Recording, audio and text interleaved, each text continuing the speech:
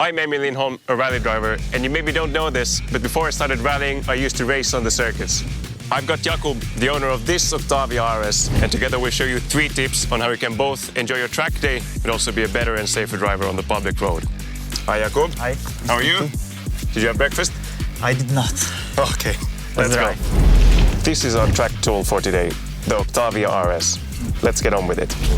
Okay, so the first important thing is the position behind the wheel. So we're not at home sitting in the couch or in a Formula One car from the 80s. So sitting upright and then at the correct distance from the wheel is really important, as well as having both hands on the steering wheel. Wouldn't want to be enough? No, and I'll show you why in a minute. So like this. Yes. This series of corners gives you a nice example of why it's important to have 2 hands on the steering wheel. So can you feel how in control of the car you are? Yeah, it's like I'm directly connected to the front wheels. Yeah, that's exactly it.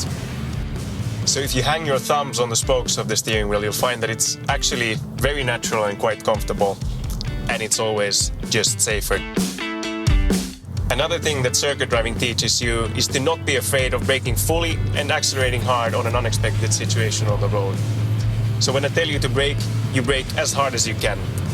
Already? Nope, Now? just a few more meters, and now. Now ease up the brake pedal and start turning. Lightly stabilize the car on the brakes until the apex of the turn, and that's a basic braking rule that applies everywhere. Hard braking is most effective in a straight line, but then you want to slightly release the brakes when turning.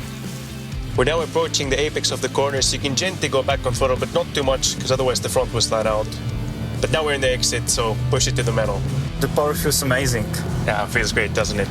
But that's exactly why you're practicing on the circuit, so that the power won't surprise you on the public road, for example, when you're overtaking.